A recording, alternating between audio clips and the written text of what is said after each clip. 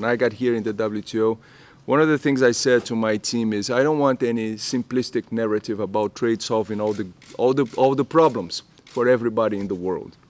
It was more about what is actually happening on the ground. Is trade helping development? And that, I think, is the research and the task that we have ahead of us. From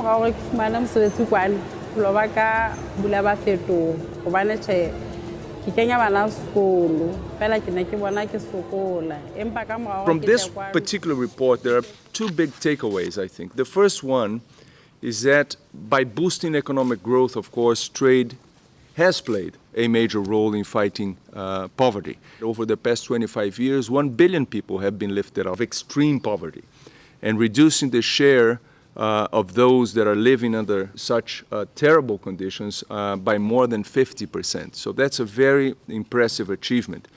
So around 2/3 of that poverty reduction came from economic growth in developing countries. So trade, of course, is a major engine helping to drive that growth, and it does through a number of channels and ways. It provides access to new markets, for example. It increases the efficiency of how the resources are allocated and used. It lowers prices, particularly for the poor masses, and provides access to advanced technologies that are available in the global market. It is vital that this strong linkage between trade and development be sustained, and this brings me to the second takeaway that I think is very important from this report, which is that we must ensure that trade continues to play this crucial role in the years ahead. 2015 is an important year in the fight to end poverty. The global community is focused very much on the post-2015 development agenda. So this is important because despite the progress made to date, there are still nearly 1 billion people living with less than $1.25 a day.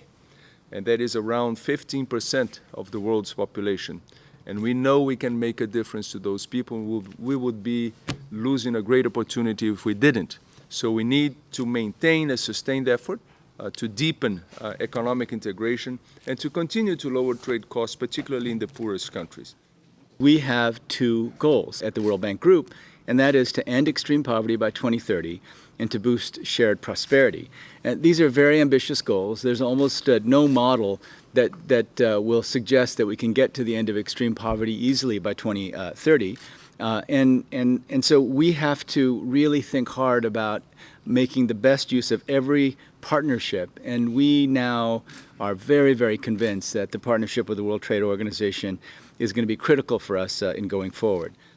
Today, the things that make trade more expensive, like weak infrastructure, inefficiency, and corruption, border crossings, or gender inequality, are ever present in low-income countries. As a result, trade costs are about 3 times higher in poor countries than they are in advanced economies.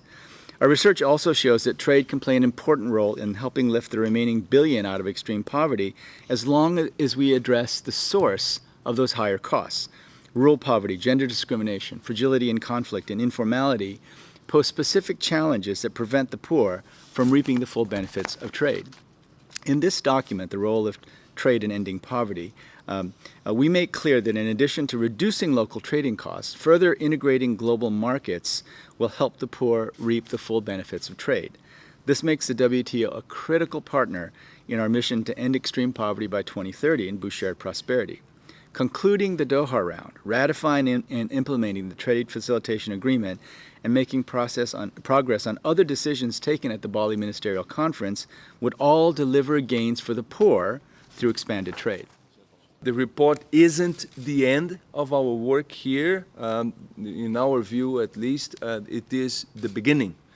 We are committed to continuing this joint effort to address all these issues.